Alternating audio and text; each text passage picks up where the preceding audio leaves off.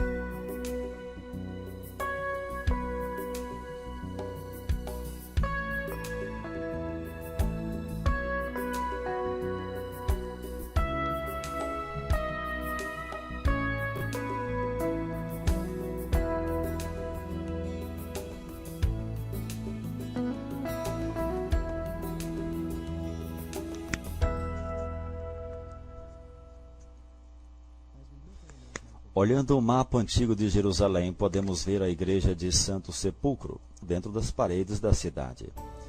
Este é o local tradicional católico e grego ortodoxo da crucifixão de Jesus e do sepulcro.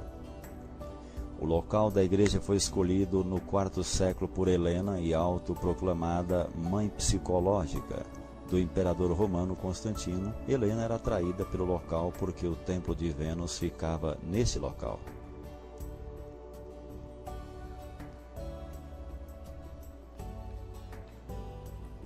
Ao entrarmos no edifício, podemos ver um mural da crucifixão e sepulcro de Cristo.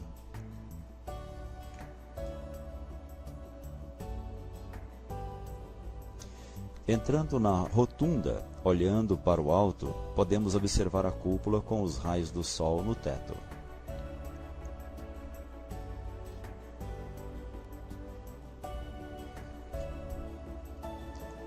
Focamos então a tumba. Fazemos a pergunta: é este verdadeiro lugar que crucificaram Jesus e sepultaram a Jesus? Este local está em conformidade com a Bíblia? Caminhando para a saída, vemos a adoração da Pedra da Unção, onde alguns acreditam que o corpo de Jesus foi preparado para o sepultamento.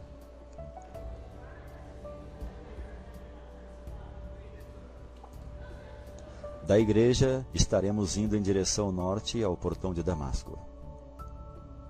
Estamos viajando por um bazar muçulmano e é sexta-feira. Assim, os muçulmanos estão caminhando na cidade para adoração.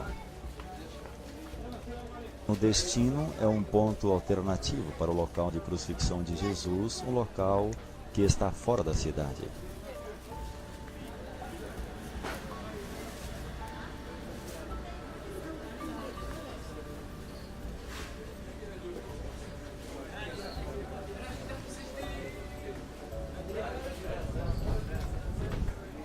João, no capítulo 19, verso 20, diz: o lugar onde Jesus foi crucificado era próximo da cidade.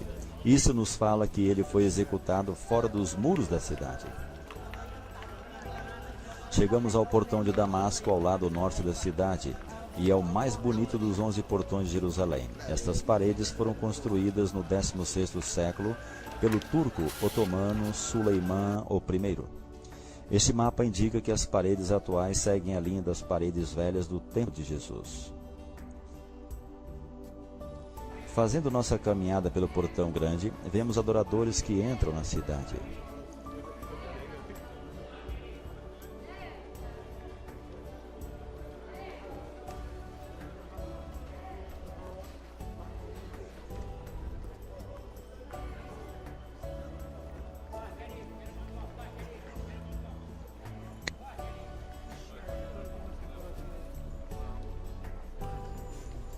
Podemos ver o ornamento da estrutura das paredes e, olhando abaixo, a base das paredes de 31 depois de Cristo ainda pode ser vista hoje.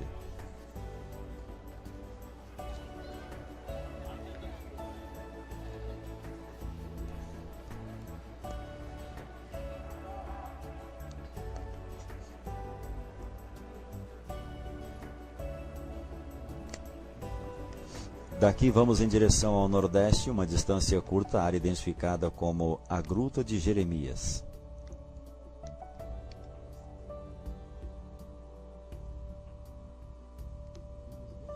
E é lá neste local que podemos ver o lugar da caveira, que foi descoberto em finais do século XIX. Estamos caminhando apenas um curto caminho para o norte ao longo da estrada de Nablus.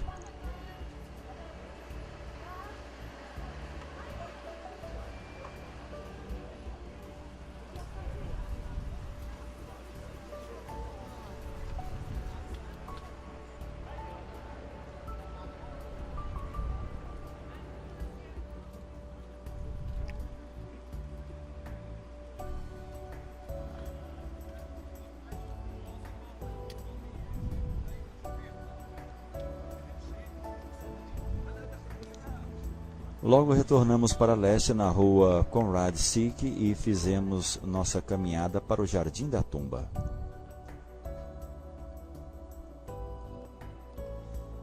E ele, carregando a sua própria cruz, saiu para o lugar chamado Caveira, que em hebraico se chama Gólgota, onde eles o crucificaram.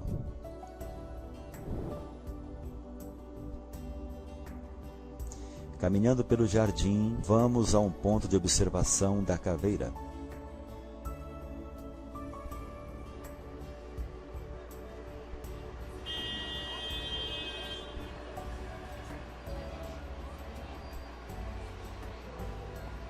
Nós podemos ver as duas órbitas oculares e o nariz.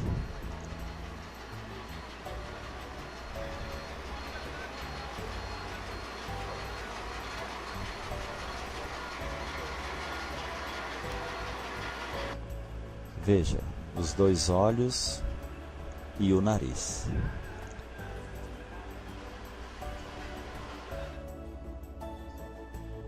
Retornamos à área do jardim.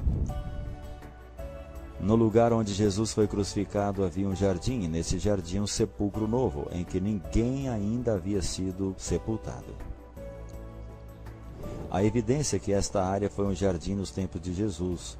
Aqui nós vemos este antigo lagar, que é o terceiro maior na área de Jerusalém. Indubitavelmente um vinhedo deveria ter havido nesta área.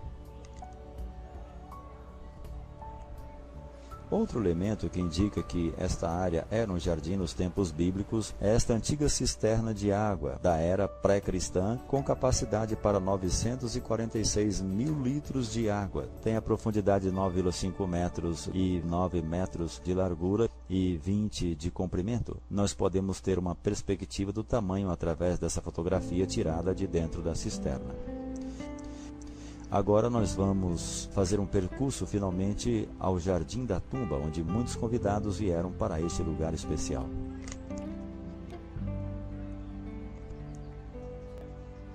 A tumba foi descoberta em 1867 e extensivamente pesquisada em 1883 por general Charles Gordon, que associou este lugar com o lugar da caveira e a área da crucifixão de Jesus. A Bíblia nos diz que José de Arimateia era um homem rico. Assim podemos esperar que a tumba que ele construíra seria bastante extravagante e larga. Há várias cruzes antigas associadas com a tumba. A cruz maior está à direita da tumba e foi esculpida no escarpamento. À esquerda da entrada da tumba há uma cruz de âncora simples.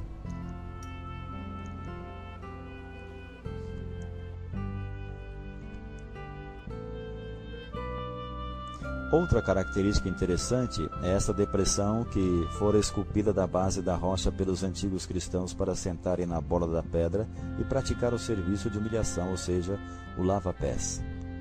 Uma pedra grande teria sido rolada neste sulco e teria lacrado a entrada da tumba de Jesus.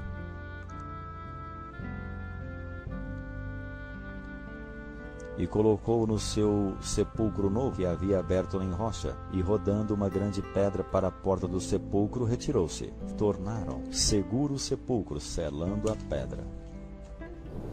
À esquerda da entrada da tumba estão os restos do ferro que foi introduzido na pedra por guardas romanos para impedir que fosse rolada para trás e abrisse a tumba. Na manhã da ressurreição, um divino e poderoso anjo facilmente quebrou este selo de ferro e rolou a pedra, abrindo a tumba.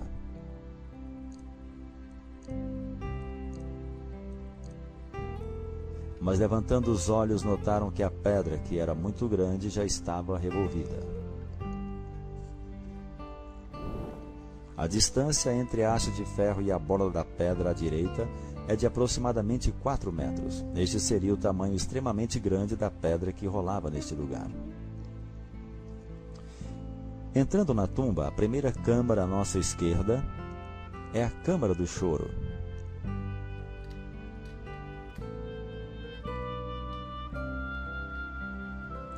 Ao olhar para à direita, podemos ver uma cripta que foi usada. A área para os pés foi esculpida alongando o espaço para o sepultamento. Aqui é onde o Filho de Deus descansou depois de ter vivido por nós uma vida de entrega e sem pecado. À direita há uma cripta nova. Então focamos para a cripta antiga, onde anjos sentaram após a ressurreição de Cristo.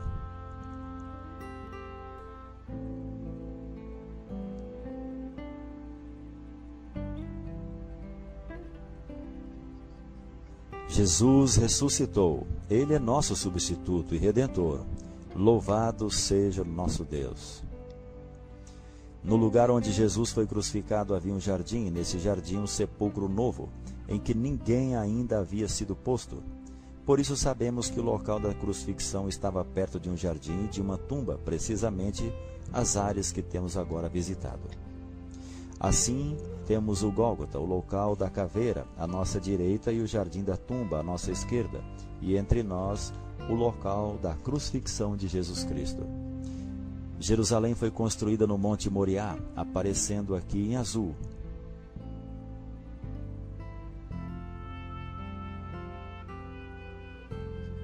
Aqui foi onde Deus pediu a Abraão que sacrificasse seu filho Isaque 2000 anos antes de Cristo. Deus, entretanto, ofereceu seu próprio filho para ser sacrificado nesta mesma montanha. A área verde é a porção norte da montanha e a área mais alta do Moriá, onde fica situado o Gólgota. Esta área é de interesse especial. A escarpa de pedra calcária mostrada aqui em partes esculpidas e cortes pelos romanos que eram usadas durante as crucifixões. À esquerda há uma abertura horizontal, onde o símbolo do exército romano teria sido exibido. A grande parte esculpida é onde um sinal teria sido colocado. Jesus de Nazaré, Rei dos Judeus, tem um topo curvado e um batente plano. Nossa equipe do Ark Discovery International achou partes esculpidas na pedra semelhantes ao de Cesaré e Filipo. Eles tinham um topo curvado e um batente plano, onde avisos ou objetos eram colocados. A terra tremeu e as pedras se fenderam, diz a Bíblia. Uma fenda grande ou rachadura começa no topo da escarpa e então se estende para baixo na superfície da pedra. Hoje a fenda está preenchida. Ela se conecta com os cortes esculpidos onde os avisos eram colocados.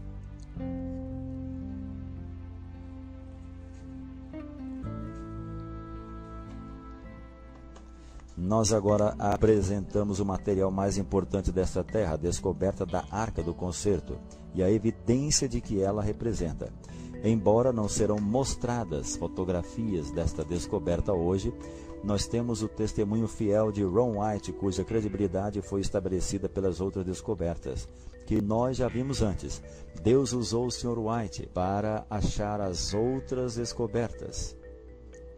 Assim, nós podemos confiar no testemunho relativo a esta mais importante descoberta. No tempo designado por Deus, todos nós vamos ver essa descoberta incrível.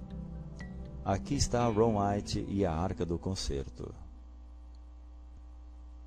Eu tive uma experiência incomum, diz ele. Deus me ajudou a encontrar os restos da Arca de Noé. Ele havia me ajudado a achar os restos das partes das carruagens egípcias, dos cavalos, de pessoas no Mar Vermelho, no Golfo de Agabá. Eu tinha ido para o Oriente Médio com meus filhos e tínhamos treinamento para mergulho e estávamos indo para resgatar parte das carruagens. Por causa de descuido, sofri algumas queimaduras de sol a ponto de minhas pernas e pés incharem e eu não pude usar meu equipamento de mergulho. Eu subi para Jerusalém, mancando muito e desencorajado, esperando que a data do meu regresso no bilhete da passagem chegasse e pudesse então voar para casa. Não tínhamos dinheiro para mudar o bilhete e o ticket de passagem.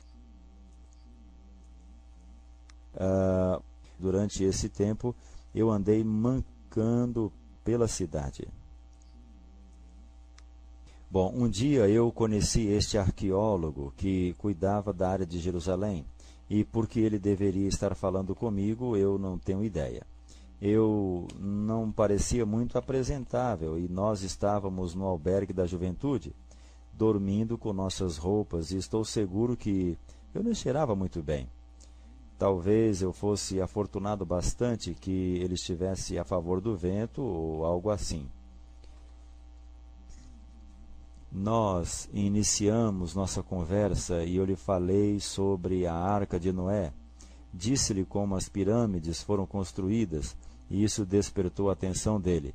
Então ele disse: eu tenho feito algumas escavações ao longo desta face do precipício aqui. Você se importa em vir comigo e dar uma olhada e dizer o que pensa? Caminhamos juntos em meio às ruínas romanas e minha mão esquerda repentinamente apontou para um buraco sujo na pedra onde havia lixo. 2 gatos mortos, deveríamos assim então expressar nojeira por aquilo. E minha boca disse: aqui é a gruta de Jeremias e a arca do concerto está lá. O sujeito disse: isso é maravilhoso. Nós o deixaremos escavar lá e providenciaremos um lugar onde possa ficar e ter comida e também roupa lavada. Eu posso entender porque ele mencionou roupa suja. Mas eu não pude entender como uma pessoa judia pudesse ser tão gentil e generosa. Isso não é na natureza deles. Bom, eu estava atordoado porque eu não tinha estado pensando sobre a Arca do Concerto. Eu estava me questionando por que não pudemos pegar algumas das carruagens egípcias. Bom, eu oro por tudo aquilo que faço, amigos. Então eu voltei. Eu sabia que deveria estar lá, mas onde eu pensei que deveria estar, eu não deveria estar. De qualquer maneira, a nossa passagem estava ok agora. A data do regresso havia chegado e foi logo na manhã seguinte, depois que conversei com aquele homem.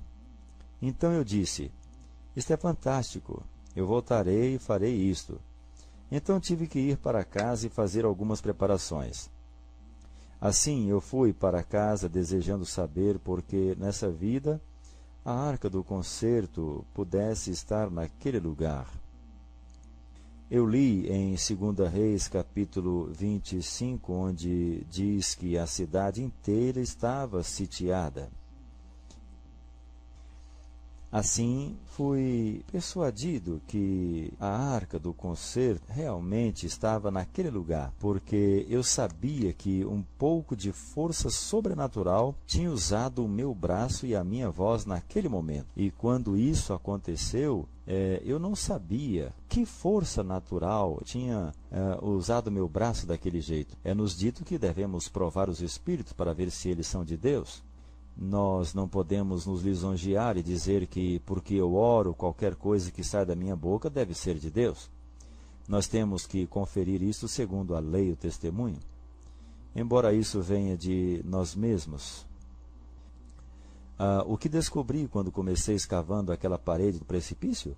Bom, em primeiro lugar, eu descobri os cortes na parede do precipício onde eles tinham postado os sinais: Jesus de Nazaré, Rei dos Judeus. Eu achei os buracos da cruz e um lugar onde não tinha ideia onde deveriam estar, e estavam na base daquele precipício. Claro que agora que nós o achamos, percebemos que uma estrada pública passava de um lado para o outro por lá o lugar ideal para uma crucifixão?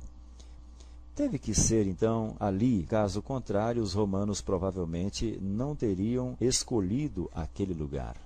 O Jardim da Tumba. Ron White trabalhou por muitos anos nas escavações da Arca da Aliança. Ele executou o trabalho dele com uma licença emitida pela Autoridade de Antiguidades de Israel. A licença não foi tornada pública devido à natureza e sensibilidade do trabalho. Alguns críticos disseram que ele nunca trabalhou até mesmo nos chãos da área do Jardim da Tumba, mas como você pode ver, a presença dele era bem estabelecida. Às vezes ele tinha muita gente ajudando nas escavações.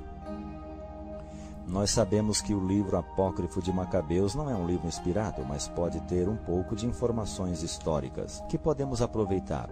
Ali é declarado que Jeremias descobriu uma vasta caverna na qual mandou depositar a arca. O tabernáculo e o altar dos perfumes em seguida tapou a entrada. Esse lugar ficaria desconhecido, e ele disse, até que Deus reunisse seu povo e usasse com ele de misericórdia, então revelará o Senhor que encerra.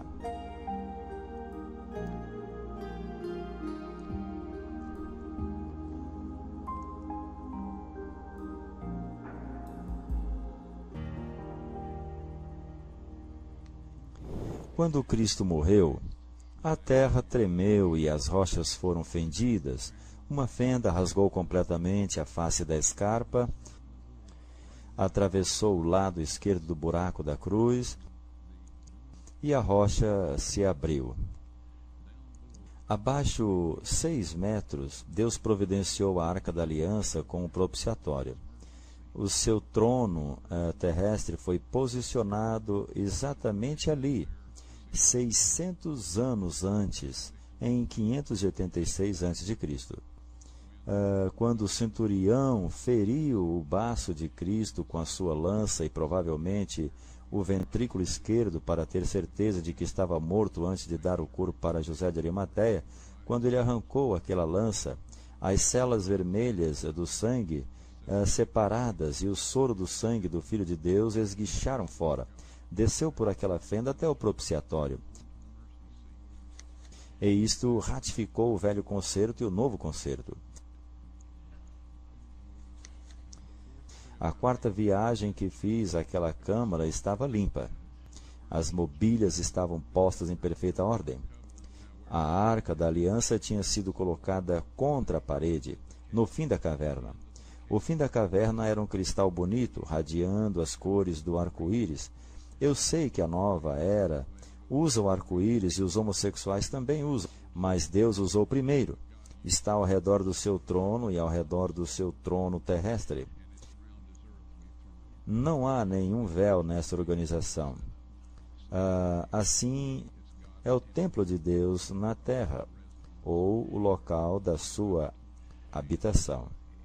Bom, quando eu achei isto, havia 4 homens jovens em pé lá, e eu comecei a dizer, o que estão fazendo aqui? Eu gelei, eu não pude me mover, eu não pude mais respirar, e eu não pude fazer mais nada.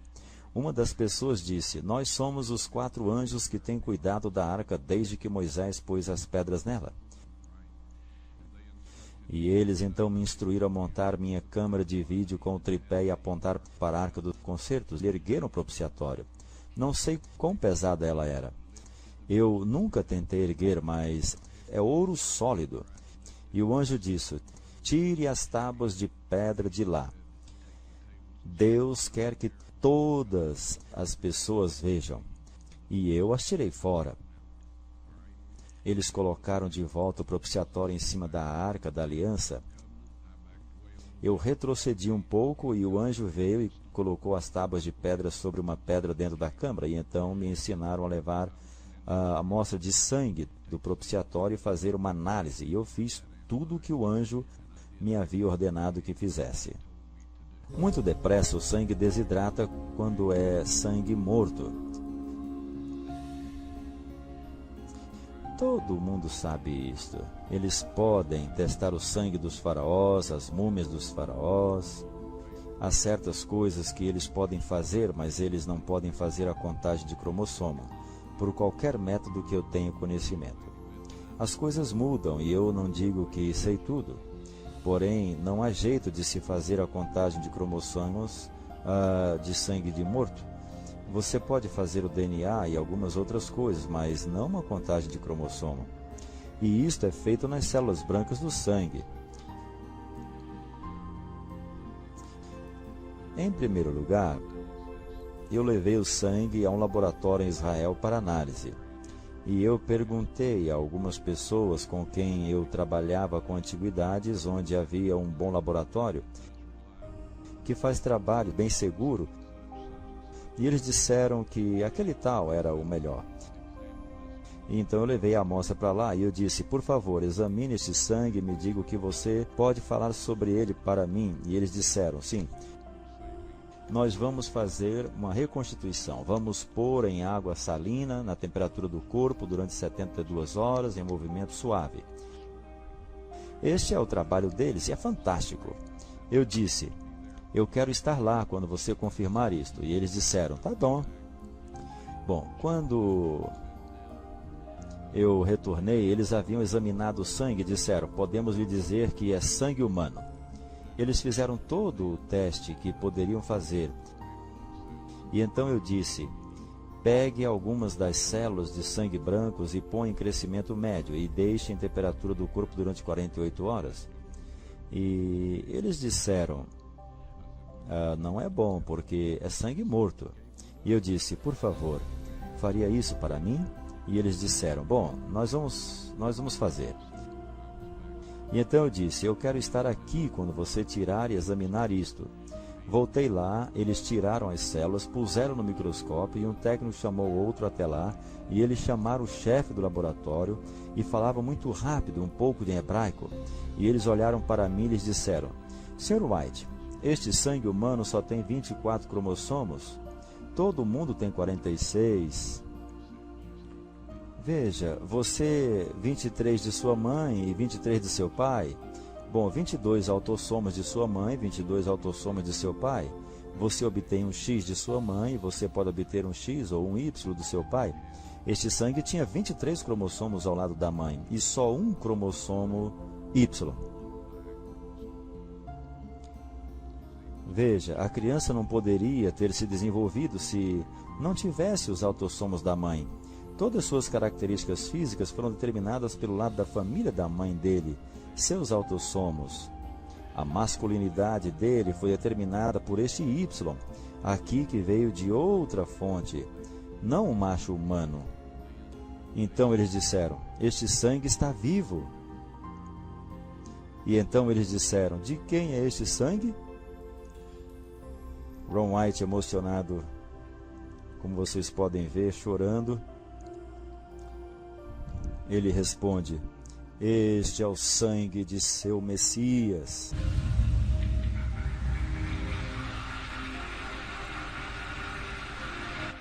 Jesus, o Messias. E ele continua dizendo: e eu asseguro, as vidas desses homens mudaram. O sangue de Jesus jorrou do lado dele uma corrente carmesim sobre as pedras embaixo e sobre o propiciatório da Arca da Aliança, ratificando o velho concerto e o novo concerto.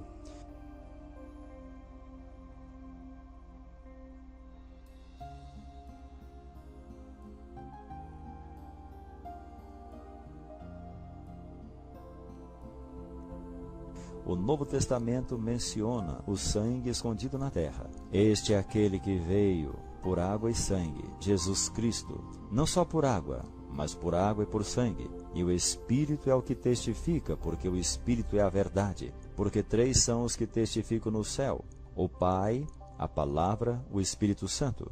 E estes 3 são um, e 3 são os que testificam na terra: o Espírito, a água, o sangue, e estes 3 concordam num.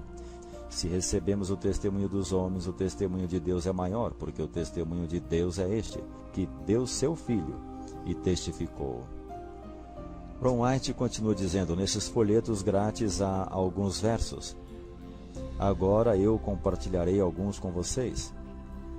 1 João capítulo 5, versos 8 e 9 diz: e 3 são os que testificam na terra: o Espírito, a água e o sangue, e os 3 são unânimes num só propósito.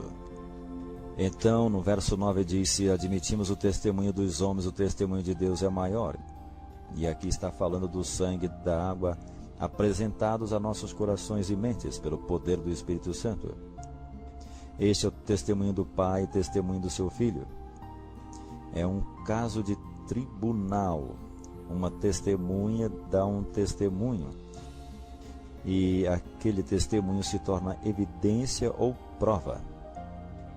Assim, o que isto está dizendo em nossa linguagem hoje é que o sangue e a água no propiciatório da Arca do Concerto, o trono terrestre do Deus vivo, é a prova do Pai aos habitantes deste mundo que o Filho dele realmente morreu por nós e que nós fomos resgatados e que nós podemos ir a Ele no nome e no sangue do Filho dele. Recebemos perdão e restauração de forma que um dia, como registrado no capítulo 22 do livro de Apocalipse, verso 14, que diz: bem-aventurados aqueles que lavam as suas vestiduras, para que lhes assista o direito à árvore da vida, e entrem na cidade pelas portas. O pagamento, queridos amigos, foi feito, e no tempo designado por Deus, você e eu poderemos ver a prova, por vocês e por mim mesmo. Eu creio que a Arca da Aliança ficará exatamente onde está pelo resto da eternidade. É a prova de Deus, o Pai, para os habitantes dessa terra, que o Filho dele morreu por nós. Há algumas coisas que acontecerão no futuro e que envolverão os 144 mil que verão isto. Não está de acordo com as histórias de muitas pessoas sobre milênio e tudo. Amigos, eu terei que lhe contar isto. Nada vai acontecer como a maioria pensa que vai. A Bíblia diz: não seguirás a multidão para fazeres mal, diz. Estreita é a porta e apertado o caminho que conduz à vida, e poucos são os que a encontram. Assim, todas essas doutrinas sobre o milênio e muitas outras coisas são fábulas cuidadosamente inventadas. Não vai acontecer desse modo. Nós precisamos ir para o Pai, no nome e no sangue do seu Filho, pedir perdão e restauração à semelhança dele.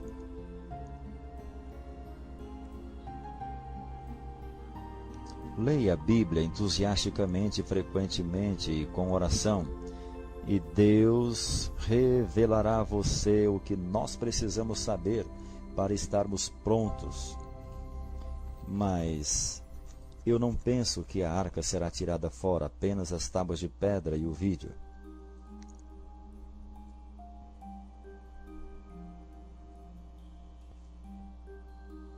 O Velho Testamento menciona uma unção especial da Arca do Concerto. 70 semanas estão decretadas sobre o teu povo e sobre a tua santa cidade, para fazer cessar a transgressão, para dar fim aos pecados e para expiar a iniquidade, trazer a justiça eterna e selar a visão e a profecia, e para ungir o santo dos santos. Ungir o Santíssimo é fundamental aqui. A última substância para unção é o sangue de Jesus Cristo. O Santíssimo é o propiciatório, a cobertura da Arca da Aliança. O Santíssimo foi chamado assim porque o Santíssimo residia ali naquele compartimento. O sangue de Jesus Cristo ungiu o Santíssimo exatamente como foi predito que faria nesta profecia.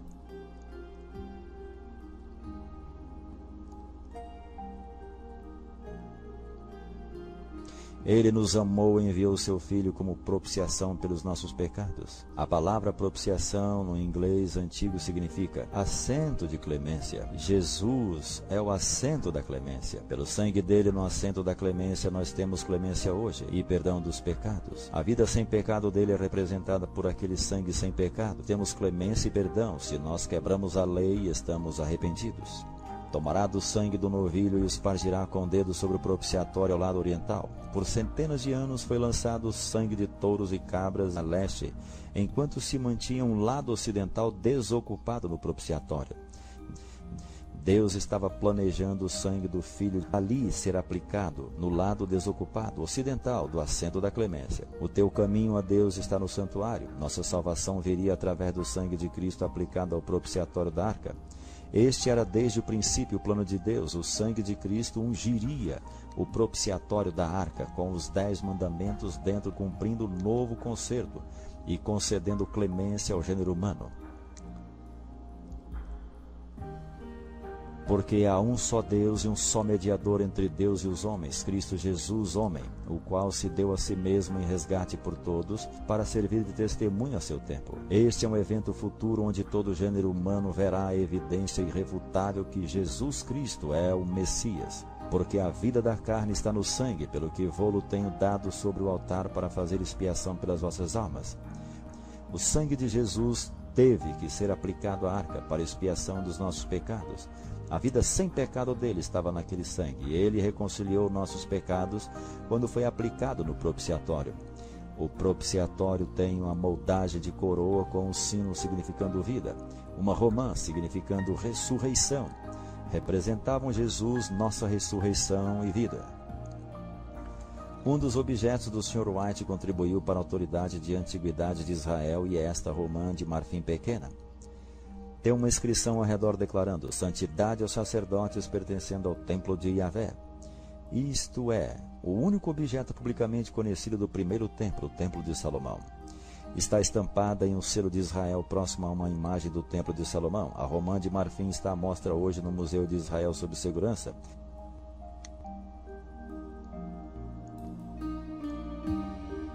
Ele foi levado como cordeiro ao matadouro, Isaías 53, 7. Isaías 53, verso 5 diz: mas ele foi ferido por causa das nossas transgressões e esmagado por causa das nossas iniquidades. Hebreus 9, 11 diz: mas Cristo, tendo vindo como sumo sacerdote, Jesus desceu e salvou o homem da cova do pecado. Jesus provou a lei, e ela podia então ser mantida por uma conexão com o Pai Celestial.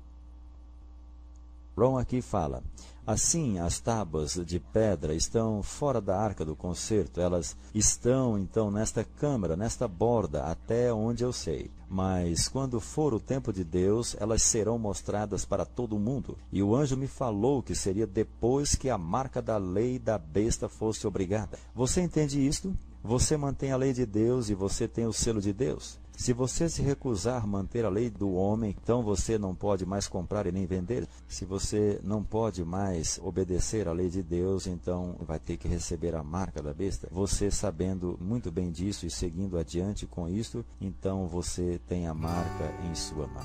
Grandes desastres cobrirão a terra, os quais virão no tempo de provação da marca da besta.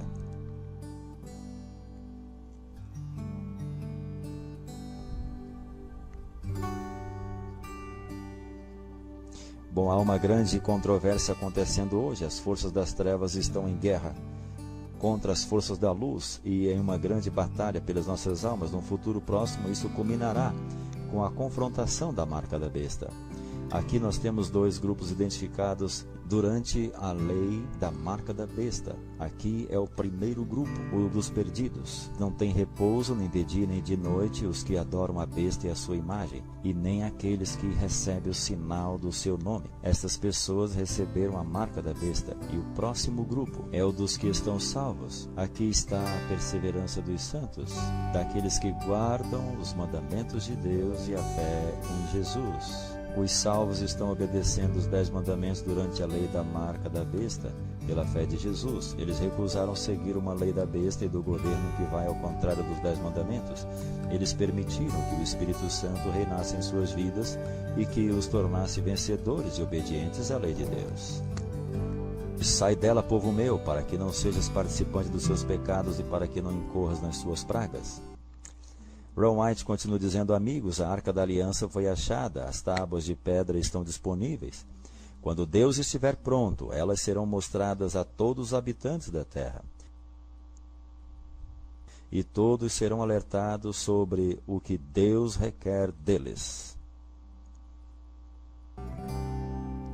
Bom, no futuro próximo, quando a lei da marca da besta for obrigada, forçando os homens a violar um dos 10 mandamentos, ou então perderão o direito de comprar e vender, aqueles resultados de testes mostrando números sem igual de cromossomos serão mostrados ao mundo inteiro, juntos com o vídeo da arca e os 10 mandamentos. Isso concluirá a propagação do evangelho para o mundo. Todo o gênero humano terá que confessar os pecados no nome de Jesus e obedecer os 10 mandamentos pelo o Espírito Santo. Receberão a marca da besta e estarão perdidos. Todo o mundo na terra estará em dificuldades com o governo ou em dificuldade com Deus. Cristo então voltará para levar o seu povo para o seu lar. Não violarei o meu pacto, nem alterarei o que saiu dos meus lábios. Salmos 89, 34.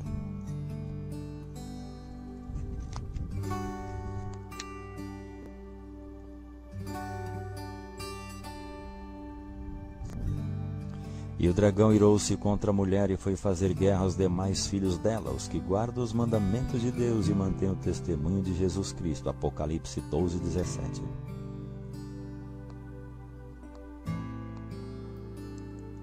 São João 14, verso 15 diz: Se me amardes, guardareis os meus mandamentos.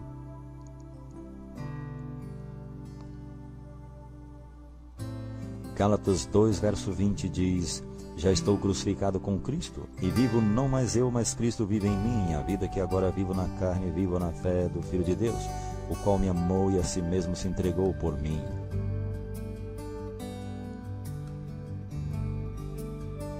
Mateus 24, verso 20 e 21 diz assim: Orai para que a vossa fuga não suceda no inverno, nem no sábado, porque haverá então uma tão grande tribulação como nunca houve desde o princípio do mundo até agora, nem jamais haverá. Porque assim como o relâmpago sai do Oriente e se mostra até o Ocidente, assim será também a vinda do Filho do Homem. Mateus 24, 27. E vi outro anjo voando pelo meio do céu, e tinha o evangelho eterno para o proclamar aos que habitam sobre a terra, e a pregar a toda nação, a tribo, língua e povo, dizendo com grande voz: Temei a Deus e dá-lhe glória, porque é chegada a hora de seu juízo, e adorai aquele que fez o céu e a terra, o mar e as fontes das águas. Apocalipse 14, 6 e 7. Apocalipse 14, 8 diz: Um segundo anjo seguiu, dizendo: Caiu a grande Babilônia, que a todas as nações deu a beber do vinho da ira da sua prostituição.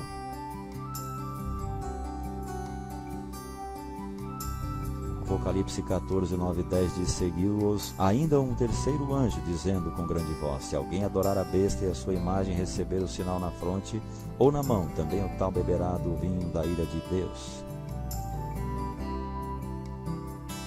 Mateus 24, 30 diz: Então aparecerá no céu o sinal do Filho do Homem, e todas as tribos da terra se lamentarão, e verão vir o Filho do Homem sobre as nuvens do céu com poder e grande glória.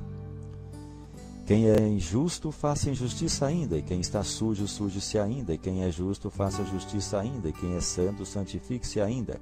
Eis que cedo venho e está comigo a minha recompensa para retribuir a cada um segundo a sua obra. Apocalipse 22, 11 e 12.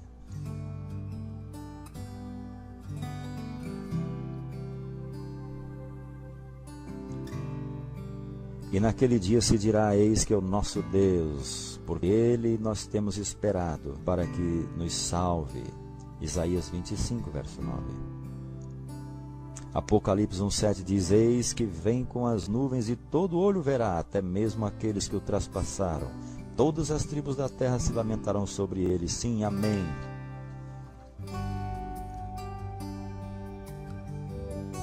Bem-aventurados aqueles que lavam suas vestes no sangue do Cordeiro, para que tenham direito à árvore da vida e possam entrar na cidade pelas portas.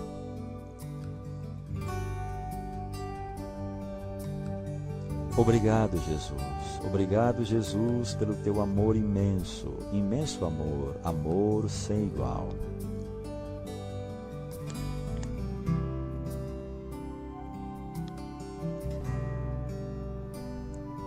Mais informação, veja arcdiscovery.com.